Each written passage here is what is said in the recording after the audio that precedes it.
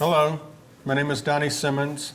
Today I have my friend Greg here from Marsh Hen, and we want to discuss how badass these products are. So can you tell me about each one of these?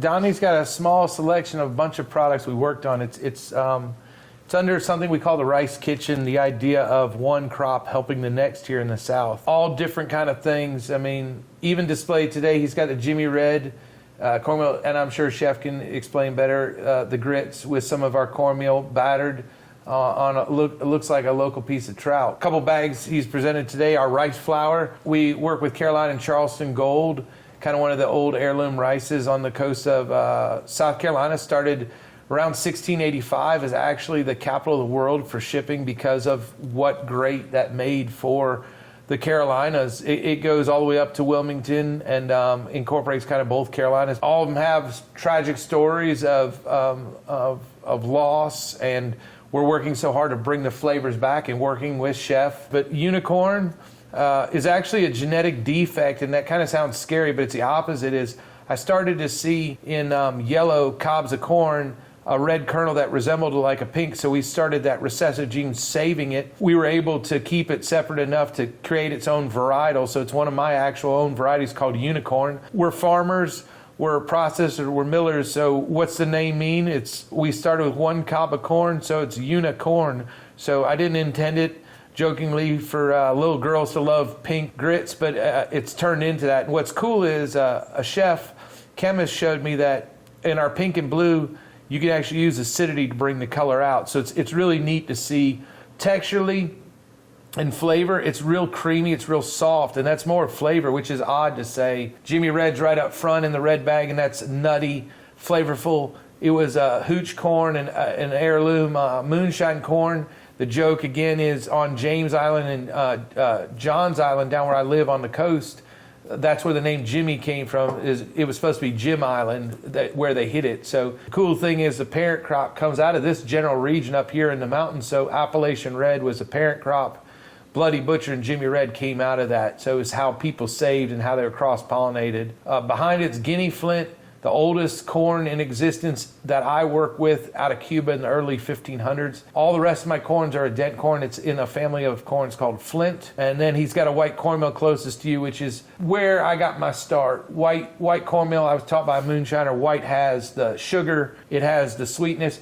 I actually prefer it for breading over yellow just because it doesn't brown, it doesn't look over like burnt so much. White just brings out the color and is a little bit lighter. But that's a general of these products. You know, I think we both have a mutual friend in Charleston, and I remember Sean saying something one time on some show that when you cook grits, you should know where they come from. You know, and I feel like that you represent that probably better than anybody in the industry.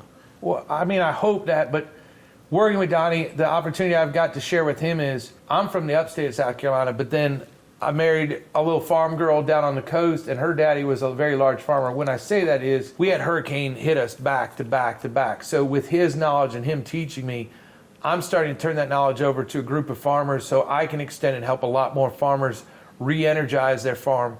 But I'm trying to instill with your help, with the chef's help and the end user, the flavor and why we're saving these. You're 100% right. It takes us all our part to keep these things alive. If you were in it for the money, we'd probably be out of business. And the reason is the yields are so low. So we have to work really hard with Clemson, North Carolina, universities and whatnot to see how we can improve, how we can work, how we can keep these things saved, and then find the market to help us get it there. Do you think if you did a blind taste testing on these, do you think you would know which one was which? 100%. These are really simple. If you tried to put up some white versus yellow, yes, there's going to be a similar, but it would be a little harder to contrast. But all the ones on the table are very distinct. I mean, these are very palate different entities, so it would be very simple to taste the nuttiness. Nice. And Donnie, the thing about it is the knowledge is spread working with you. It's the conversation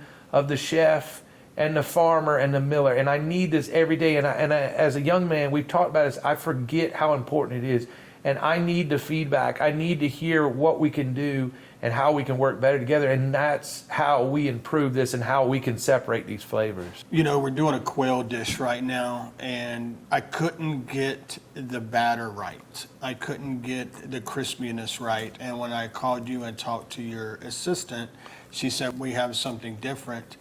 And she introduced me to the green corn. And it's malty, and it actually crisps up so perfectly. In the kitchen, one of the guys came to us and said, look, here's a perfect piece of quail. It's KFC crunchy.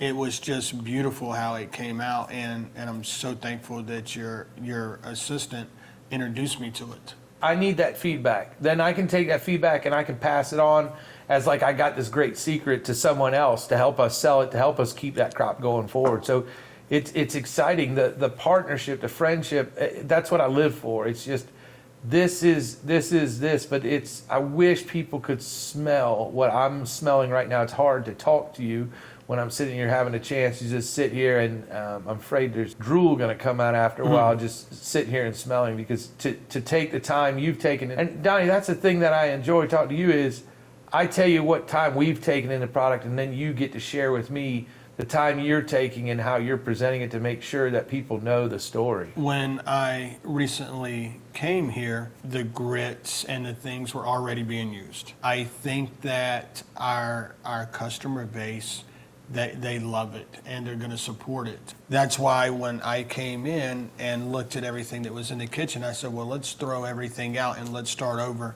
and let's go directly to all your products. Because they are good, they do stand up against anything, honestly, I've ever worked on. I mean, it's just unbelievable, man. I mean, it represents the people that we're in contact with, and we're supporting each other. And honestly, man, that's what means the most to me. You know, when I grew up, my grandparents, they always used stone ground grits. I would watch them cook and stir and stir and stir for an hour, you know, and then at the very end, my grandpa would take a big pat of butter, put it in there, and add some cream. With these grits, I have no fat in them. Like, right. That's how creamy they are. Yep. With water and a little lemon juice and a little seasoning. It's really nothing but the true grits. The statement rings out with true grits, but truthfully, being a flavor seeker, being a miller, I want everybody to hear, especially for me, this win was after many, many of other corns that we trialed that didn't work out for us. Either the flavor wasn't there, the yield potential wasn't there, we didn't find a market for it. So it's like, and then people are like, you spent how many years on saving Jimmy Red? And I was like, well, to be honest, I had one of the original 3 years. Ted Tuning had the ear. Sean, he gifted one to Sean Brock. I met him in church and got one of the ears. And then it took about 8 years. We were growing it, but to get it back to sustainable enough to start getting it to chefs. And everybody's like, you spent 8 years, but I was like, but you don't look at it that way. Every year in that 8 years, I had another trial of another corn that might have failed or gone forward. So every year you're putting in a couple again. So you don't know the outcome, and you're just hoping one of them is where you're at. A hunt to try to find it or find a contact, and that's how we bring some of these flavors back. You know, my grandfather grew up in Lenore, North Carolina. I mean, just watching what he did, and, you know, as he got older, his palate went back to being younger. And he talked about huckleberries, you know, and I want to make huckleberry jam. I want to make, you know, taking potatoes and putting resin on the top and put them in a jar to preserve them. You know, man, so I really, really, really appreciate that. And I hope that all of us can continue those kind of traditions. Well, Food was better. Well, it's going to be better. It's up to us. It's up to everybody listening. It's up to us collectively to work together to find how we can bring these flavors. You know, the joke about a mushroom, everything's edible once. Well, Right. It's the same idea. You know, everything's edible, you know, once, but we got to find the flavor that people are after to bring back. For sure. You know, man, I appreciate everything that you're doing. I admire you for everything that you're doing, your values, the way that, you know, the boys come with you. They might not be on top of it right now, but when we walked away earlier, I said, which one's taking over the business? And they looked at each other, and one said, maybe, and the other one said, I'm going to do it. You know, and I mean, to me, that has to be a great feeling for you. You know, and I said, I know you're probably tired of hearing these stories, and I'm sure you could recite them. And both of them said, "Yeah, we memorized them." Yeah. You know, and again, being young and all that, it's just cool to see that. I honestly feel you'll have somebody following you in your footsteps, man. And I appreciate what you've done, and thanks for coming today. And I will always, always, always support everything that you're doing. Thank you, man. I can't wait for the next trip and for the boys to see what you're up to. Sure, man. Appreciate it.